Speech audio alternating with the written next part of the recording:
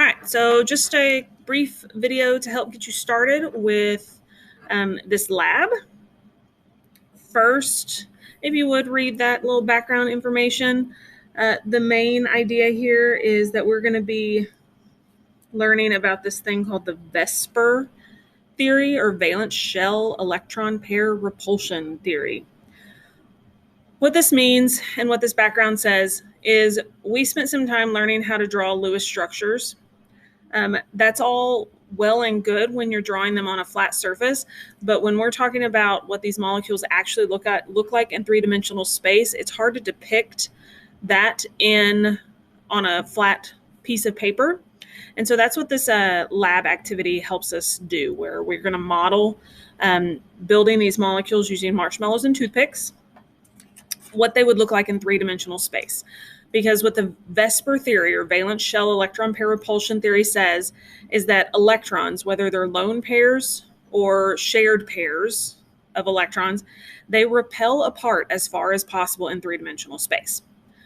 So you are perfectly capable of reading that, but I'm going to do two of these with you to help you get started. I'm going to do SiCl4 and H2O. So these are the 10 examples that you should work on constructing. And then you have this document attached with your lab. And so these numbers correlate with the 10 examples. So number one, we're going to do SiCl4. So this is SiCl4. The first thing to do is to go ahead and let's draw the Lewis dot structure. I think this is the easiest way to start. We'll draw the Lewis dot structure so we can practice. If I were to calculate my electronegativities for this entire assignment, I'm going to find every single one of these falls in the sharing of electrons category. So I'm going to depict my Lewis dot structure, and I'm going to follow the steps for what do I do if I'm sharing of electrons. So the first thing I have to do is determine my total number of valence electrons. Silicon is in group 14, which means it has 4 valence electrons. Chlorine is in group 17. So we have 4 atoms with 7 valence electrons apiece. When I add all that up, I get that I have 32 total valence electrons. So 32 total valence electrons to work with so that I can share them in a way that silicon and 4 atoms of chlorine have a satisfied octet. Next thing I need to do is select a central atom. So silicon is the single guy, which means I'll put it in the middle. Then I'm going to spread those 4 chlorines out around my central atom. I have to connect them together. So when I connect them together, that uses up 8 of my 32 electrons, meaning I got 24 electrons left to try and satisfy everybody's octet. When I look at the number of electrons that each of these chlorines need to satisfy their octet, they're currently sharing 2, which means they would need 6 more. So I got 4 atoms of chlorine that each need 6 additional electrons. Then I check silicon.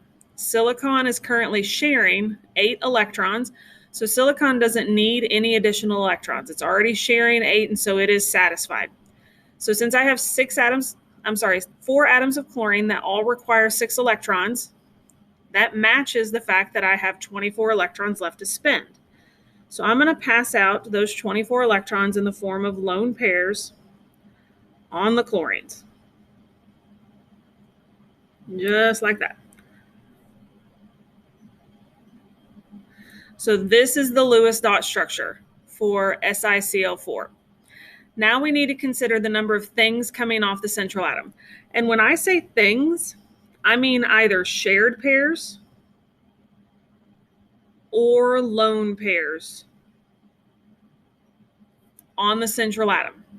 So in this case, I have 4 shared pairs of electrons coming off the central atom. So there are 4 things coming off the central atom.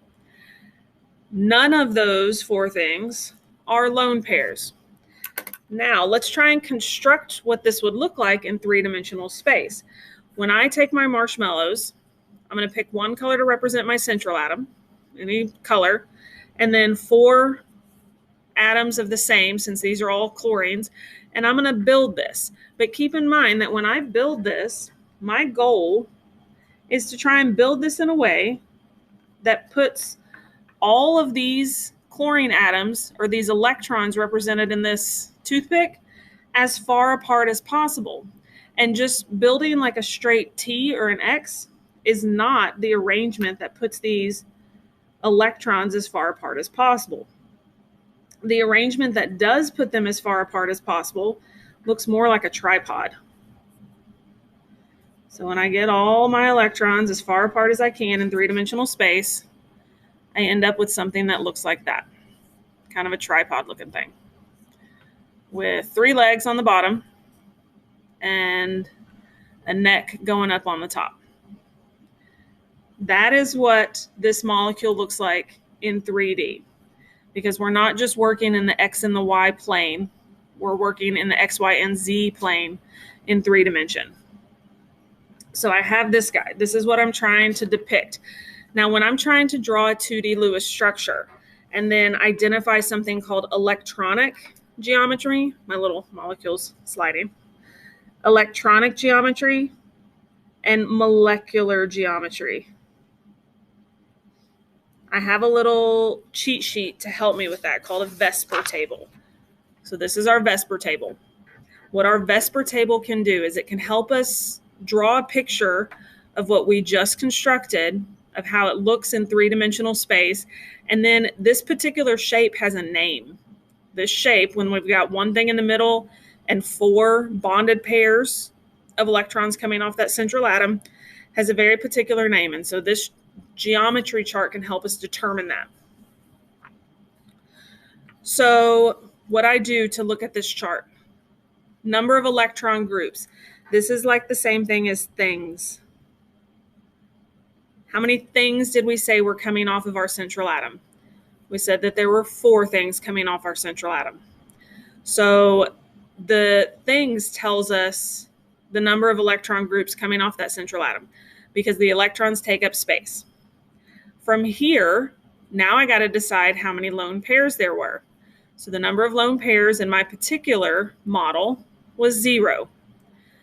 So if I have 0 lone pairs, the name of that shape is called tetrahedral. Now, anytime the lone pairs equals 0, that is equal to the electronic and molecular geometry. They are the same.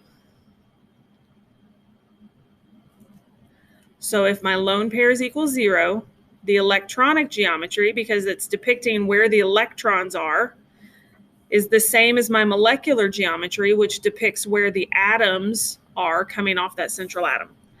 So we would say this is tetrahedral for both of these. Tetrahedral. Now I'm going to try and draw this thing in 3 dimension. And the easiest thing you can do is just copy the picture. But instead of drawing circles, I'm going to represent those circles with the actual identity of the atom. So I'm going to do my best to recreate that picture. I got silicon in the middle. I had a chlorine coming up off the top. And then I had kind of like this tripod looking thing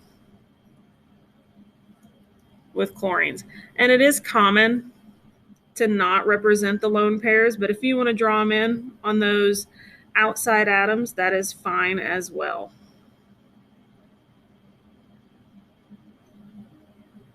So that is what that molecule looks like in 3-dimensional space. And my little marshmallow guy is kind of sinking here, but it's like a tripod with a head on top.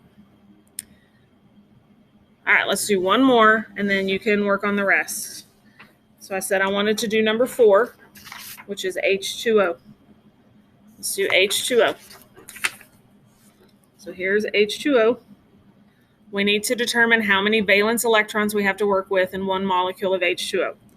Oxygen has 6 because it's in group 16. Each atom of hydrogen has 1, and there's 2 of them. So that means I have a total of 8 valence electrons I'm going to work with.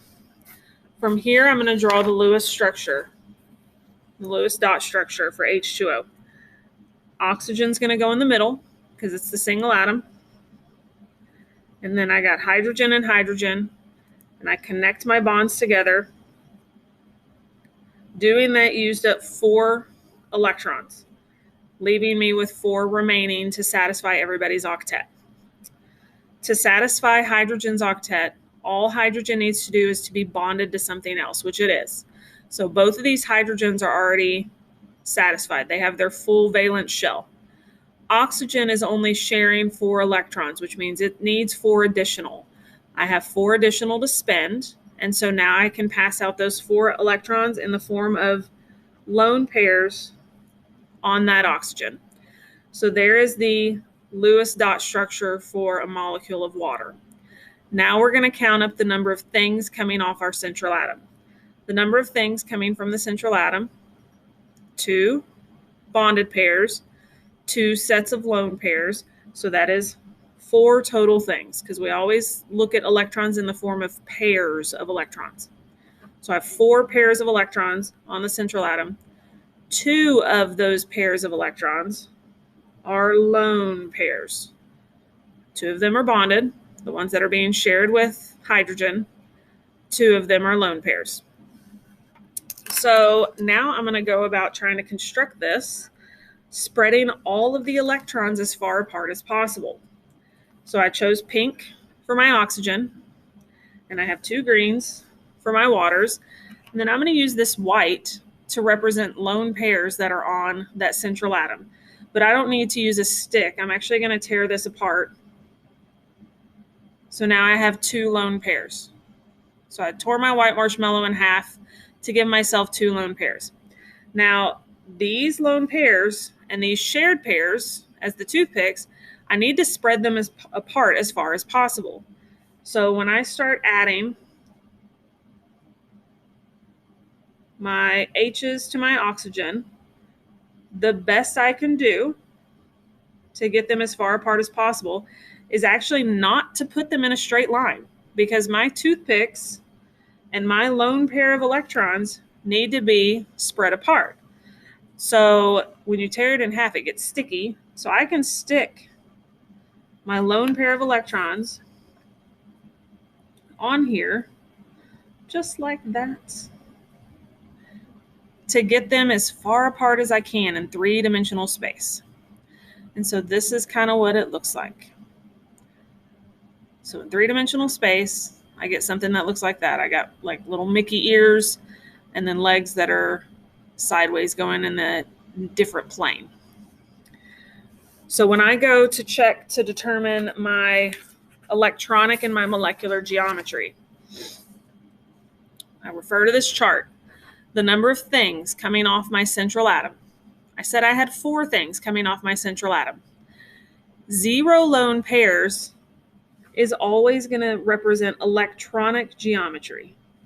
So electronic geometry is if I imagine that I have 0 lone pairs, because it's like saying I have 4 places where the electrons are located around this central atom. And so in 3-dimensional space, the electronic geometry is tetrahedral. But when I consider the fact that I have 2 lone pairs, this is where I look at my molecular geometry, because the molecular geometry only gives me information about where the molecules or where the atoms are with respect to the central atom. And this particular geometry has this bent shape. So the electronic geometry, you base off the number of things, and it's always whatever the 0 lone pairs is, no matter how many lone pairs your molecule actually has. Your electronic geometry is always based off 0 lone pairs.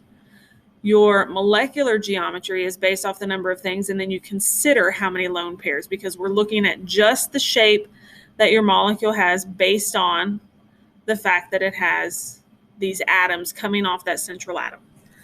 So what I would say for water is the electronic geometry is also tetrahedral, because it has 4 places where there's electrons on that central atom. The molecular geometry is called bent. And when I go to draw the 2D Lewis structure, I'm going to make it look like that picture as best I can for bent. So I got my H and my O, and they're not actually in a straight line. And then I got kind of a lone pair up here, and they kind of represent it with like a bubble looking thing. And a lone pair going back into the plane of the paper. Just like that. So that is the goal of this, is kind of an inquiry. Then what I want you to do is I want you to visit the link at the bottom of the lab that takes you to a PhET simulation. And I want you to play with the simulation and compare to see what it is that you experience for these different molecules that you build. Good luck, and don't forget to submit your lab when you're finished.